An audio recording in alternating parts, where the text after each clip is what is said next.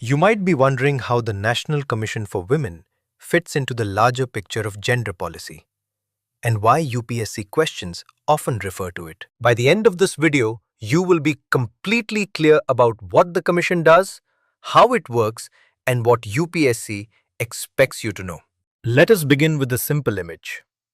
Imagine a watchdog that can also advise the government, help victims, and suggest legal fixes. That watchdog is the National Commission for Women, set up in 1992 under the National Commission for Women Act 1990 to protect and promote women's rights across India.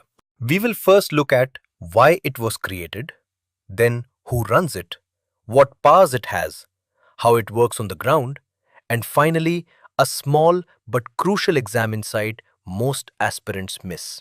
Why was a separate commission needed when courts and ministries already exist for women's issues? Committees and plans in the 1970s and 1980s recommended a dedicated body to watch over legal safeguards, speed up grievance redressal, and push socio-economic development for women, which led to the Commission's creation in 1992. Composition is simple to visualize.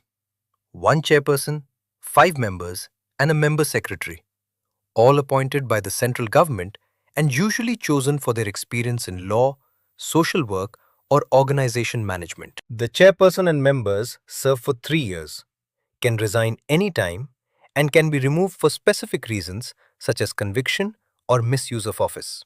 At least one member must come from scheduled castes and one from scheduled tribes. And the member secretary is expected to be an expert in administration or a civil service officer. Now, what does the Commission actually do?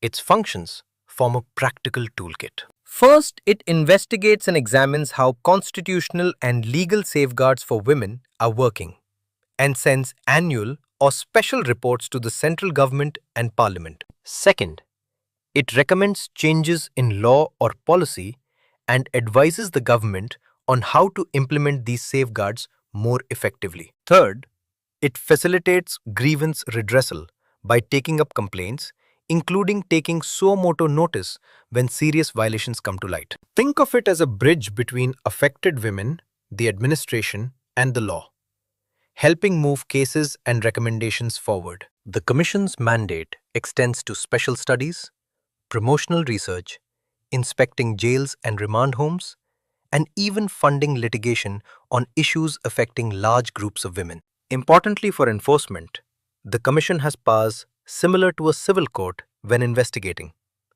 summoning witnesses, requiring documents, accepting affidavits, and requisitioning public records. These powers make it more than an advisory body in practice, because it can compel information and draw attention to non-compliance by authorities. On the ground, the Commission processes complaints received verbally or in writing under 23 defined heads such as rape, acid attacks, sexual assault, stalking, trafficking, and cybercrime.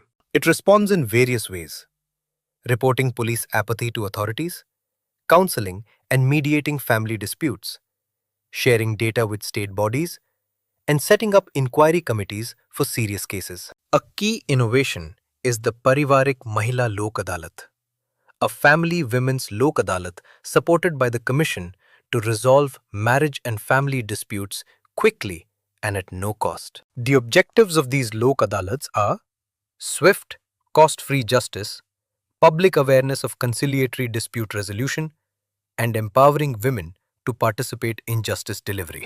Now, a short exam insight. This topic is important for UPSC mains, especially in the polity and governance context of General Studies Paper 2, and in questions on institutional mechanisms for gender justice. Questions often test the difference between statutory and constitutional bodies, the nature of the Commission's powers, and its role in policy implementation and enforcement. Many aspirants miss how the Commission's civil court-like powers and suo motu jurisdiction give it teeth beyond merely advising the government. Remember to link functions to examples like inquiry committees or Parivarik Mahila Lok Adalat when you answer mains questions to show application and depth. To recap simply, the Commission was established to safeguard women's interests. It is a statutory autonomous body with investigative and recommendatory functions, and it has enforceable powers similar to a civil court when probing matters. Composition, tenure, and removal conditions define accountability, while working mechanisms cover complaints, inspections, research, reports to Parliament, and special schemes like Lok Adalats. Keep in mind for exams, connect the Commission's mandate to real-world outcomes and policy gaps, and use specific functions or powers as examples in your answers. You have now a clear mental map. Why the Commission exists, who runs it, what it can do, and how it helps women on the ground. And towards the end, we will understand a key idea that most UPSC aspirants miss, which is the practical enforcement capacity derived from civil court-like powers combined with policy advice. If you can explain that dual role and give one practical example, you're well placed to score on this topic. So revise the Commission's establishment year, the Act, composition, 3-year tenure, 14-point mandate themes, and the Parivarik Mahila Lok Adalat example for quick recall. If you want a short practice task, outline a 200-word answer linking NCW powers to an instance of police apathy, and recommend 3 policy changes the Commission might propose. Keep practicing answers that blend legal detail with practical examples, and you will see confidence grow. Thanks for listening. And if you want more structured notes and quizzes on this topic, continue your preparation with EduRev for concise summaries and practice questions. Good luck with your UPSC preparation. Stay curious and keep connecting institutions to real-life cases for stronger answers.